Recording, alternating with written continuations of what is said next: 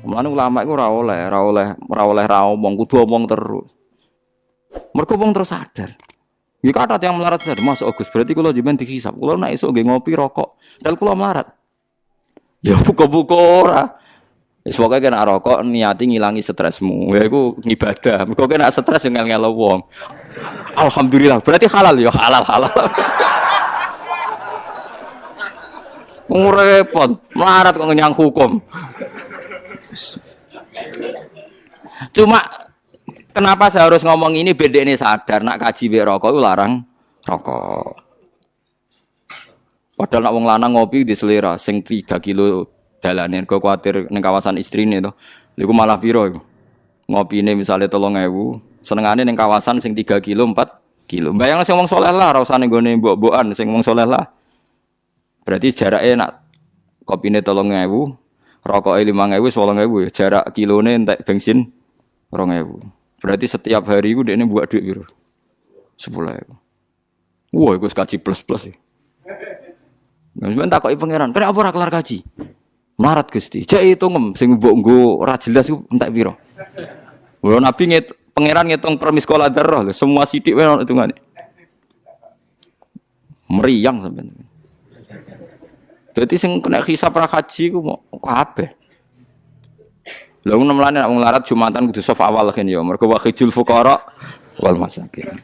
Nah, masalahnya sing sugih ya kaji pisan. Mulane sing Jumatan niku nek sing sugih Jumatan wis serepot iku dadi. Paham ya dadi kula suwun wong munafik aja geman mbok cap saiki. Misale wonten tiyang bodoni kula ya aja cap munafik. Kula sering ngelingno kiai-kiai. Aja geman pepeh kita kiai iku nak dibodoni terus nganggep wong sing bodoni iku munafik. Mergo kita ora jelas bener. Nggih ora jelas napa? Bener. Lah nek ora jelas bener berarti sing bodoni ya ora jelas munafik. Wis kita iku piye zaman akhir. Mulane bener Abu Bakar radhiyallahu anhu ketika dia ditipu orang terus ada penggemar beliau marah-marah mau membunuh orang yang menipu Abu Bakar. Jawab Abu Bakar, "Laisa dzalika li ahadin ba'da Rasulillah sallallahu alaihi wasallam." Hanya Nabi nak sing dibodoni dadi munafik. Nak sing bodoni aku ora dadi munafik. Wis biasa wae. Jadi kamane jangan ada pengadilan ekstrim koyok pengadilan zaman wong bodoni Kanjeng Nabi Muhammad sallallahu alaihi wasallam. Mergo Nabi mesti bener. Bukannya Abu Bakar bener ya bener, tapi tensinya ndak sampai orang boleh dibunuh karena bodoni sinten Abu Bakar. Omongane nak kados Sayyidina Utsman, kelas duyo yo piye iki jajal. Wah, nu eman bodoni kok ping pindho aman. Bodoni pertama wong nguyuh ning jero masjid. Bodoni kedua Utsman sing dituthuk. Tapi ya bareng wong ape ngadili nu eman eling Kanjeng Nabi zaman sugeng nyifati nu eman aja geman nglaknati caiku fa innahu yuhibbu wa rasulullah. Lha kula di kisah nyata tangga kula akad sing kerja teng Malaysia. Niku suatu saat di kapal yang jurusan Malaysia itu hari Jumat ada Jumatan. Tangga kula sing ora termasuk salat Jumatan. Ana beberapa Cina gitu sing protes, wong kapale wong akeh dienggo Jumatan. Lha iku dijotosi Cina. Sing jotosi wong ora Jumatan. Tak takut, lha kira Jumatan jotos lho kula nak Jumatan mboten Gus, tapi nek ana ngenyek Jumatan ra trimo piye gitu.